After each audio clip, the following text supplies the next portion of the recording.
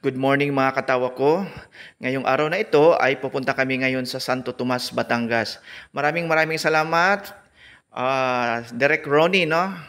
DOT former Regional Director, for inviting us, no? For inviting us na makasama ngayon sa paglalakbay papunta kay Padre Pio. So pupunta kami ngayon sa Santo Tomas, Batangas, no? So this is my first time, no, na pumunta sa Batangas. And andito kami ngayon papuntang Manila, no, ang aming way, nasa Skyway na kami. Ayan, hindi masyadong matraffic ngayong araw na ito. At napakaganda ang panahon dito kami ngayon sa saan na ba ito banda? Quezon Avenue. Going to exit, no, papuntang Batangas. So napakaganda ang panahon, no? Napakaganda ang panahon and super saya and excited na si Ernest Tawa. And this time ay muna kami, stop over para umihi. Para umihi ang mga tropa. And pabalik na kami sa aming sasakyan. Ayan, going to Batangas. Recess muna kami, recess.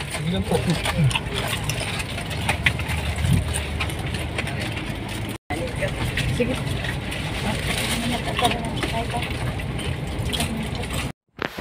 Yan, tuloy-tuloy pa rin ang aming paglalakbay papunta kay Padre Pio.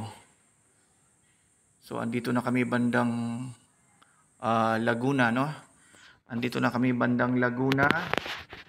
Ito na nga, mga katawa ko, andito na kami. Malapit na kami actually. So, dadaan muna kami siguro. Meron din ako. Natakpan po yung sa Rose and Grace restaurant sa Batangas. I-try namin yung kanilang kamihan, special bulalo. Rose and Grace special bulalo. Wow, sarap. Maybe this one is okay. Lumpia yan. Lumpia yan. Sarap nung nga ulam. Kanyaman. Sarap. Ulam Batangas.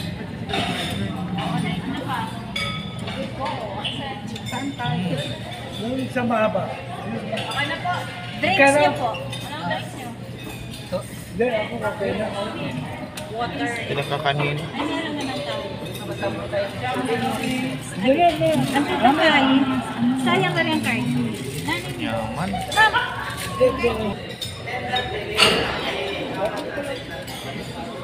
Sayang yan ang sila. Card.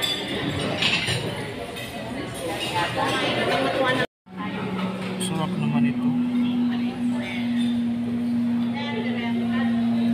Ano to, Day?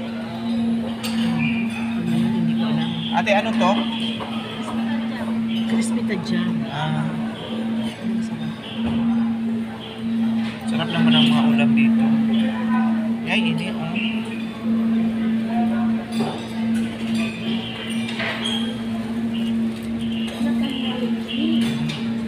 Lomi ng Batangas. Special lomi ng Batangas. Ay, grabe, ang laki pala ng order. Yan yung kanilang lomi. Lomi ba yan? Oo, Lomi. Lomi Batangas. Lomi Batangas. Grabe yung order o pangtatluhan na to. Kuya, kaya-kayanin mo yan ni Kuya. Dong ng yun na kailangan ng ganyan nito. Sarap ng chicharon. Ayan, ay laki-laki ng order. Ayan. Sarap.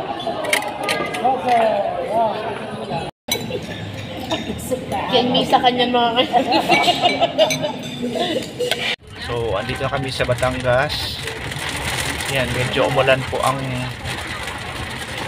medyo umulan. Bakas po yung ulan. Yan po. Bakas ng malakas ang ulan. So, andito na kami ngayon sa aming destination. Ang Dito na kami kay Ano nakasulat na free parking? Padre Pio dito sa Batangas. So doon paakyat. National Shrine of This is it, Pansit. Andito na kami sa the National Shrine of Saint Father Pio. So andito na kami. Okay. Andito na kami kay Padre Pio.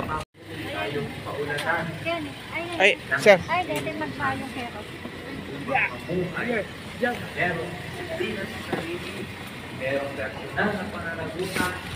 Dito na kami. Andito si Ma'am Jam sa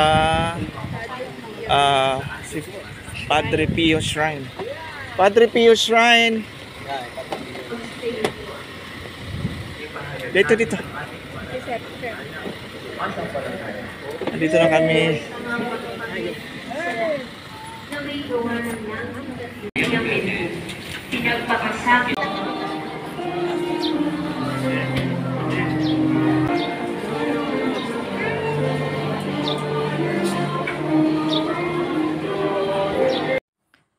Dahil hindi po kami nakapag-umpisa sa mass, nag-umpisa pala yung mass ng 11 o'clock and dumating kami ng 11:30. So naisipan namin na babalik na lang kami ng 2 p.m. Para makumpleto namin yung mass. So this time ay inikot muna namin yung buong shrine ni Father Pio, no? So titingnan namin yung mga iba't ibang area. So dito ay matatagpuan natin ang statue ni Father Pio. Napakatahimik po ang lugar. And pwede ring isulat yung mga hiling mo, no? Kung ano man yung mga So napakaraming tao po ang pumunta sa shrine po ni Father Pio ngayong linggong ito, June 9. And napakaganda po ng lugar. And kami ay paikot-ikot, no?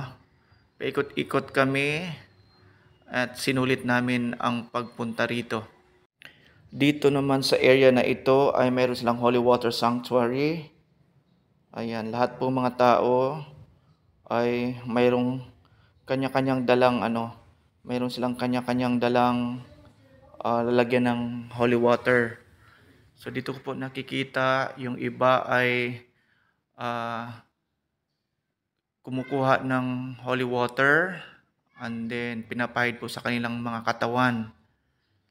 Ayan po ang statue ni Father Pio. And ang ginawa ko rito ay sinubukan kong kumuha ng water. Ayan, at pinahid ko sa aking ulo, no? Ayan, and kumuha rin ako ng souvenir ng holy water. So napakaraming tao. So kailangan mo lang talaga dito yung pananampalataya mo. Ayan, dito po ay iba't ibang tao ang pumasok dito sa Holy Water Sanctuary. So yun, inikot na namin ang buong shrine ni Father Pio. Dito naman ay pwede kang magtirik ng mga kandila. Ayan, yung mga dasal mo sa buhay, yung mga panalangin mo, yung mga petition mo, kung ano yung hiling mo. So pwede ka ditong sa area ni Father Pio. And habang naglalakad ako, nakita ko yung mga ibang tao ay pumunta dito sa may souvenirs area. So pwede ka rin ditong bumili ng mga souvenir items kay Father Pio. No, iba't iba. Mayroong rosary, mayroong mga novena, mayroong mga iba't ibang grocery items na pwede mong iregalo. Ayan. So napakaganda po.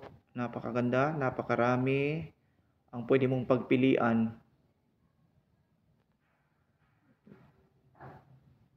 So dito naman ay pumasok kami dito sa kung saan makikita mo ang mga iba't ibang ayan dito po. Mayroon po dito nakasulat na a piece of cloth stained with Saint Padre Pio's blood, no, dito.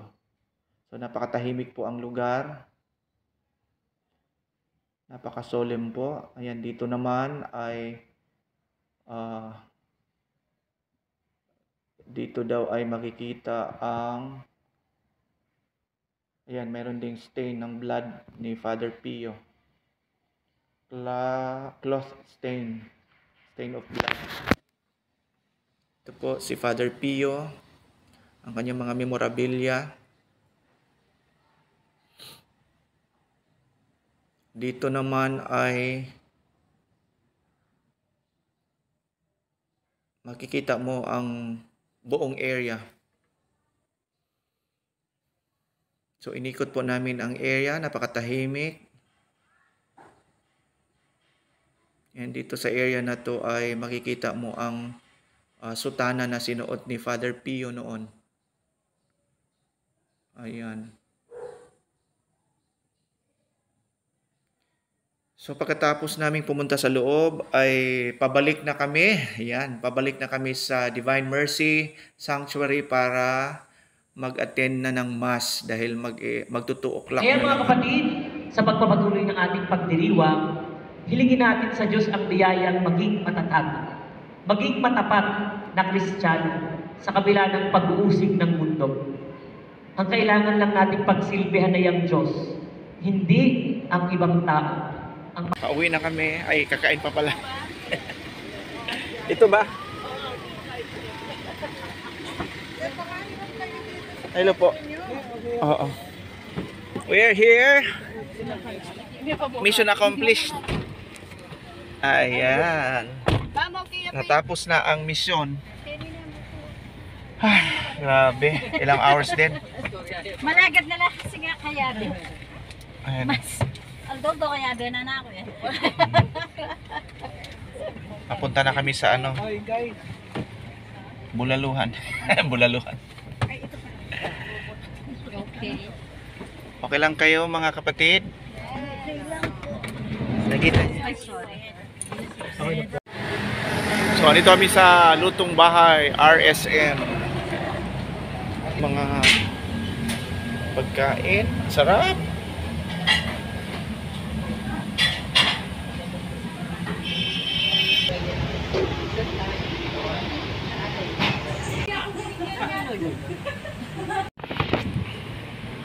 So, dito kami kakain.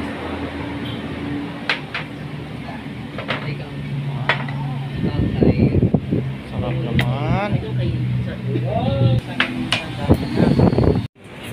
And tingnan natin kung ano yung laman sa loob. Eh, wow! Mayroon na silang egg at saka Ilang egg? egg.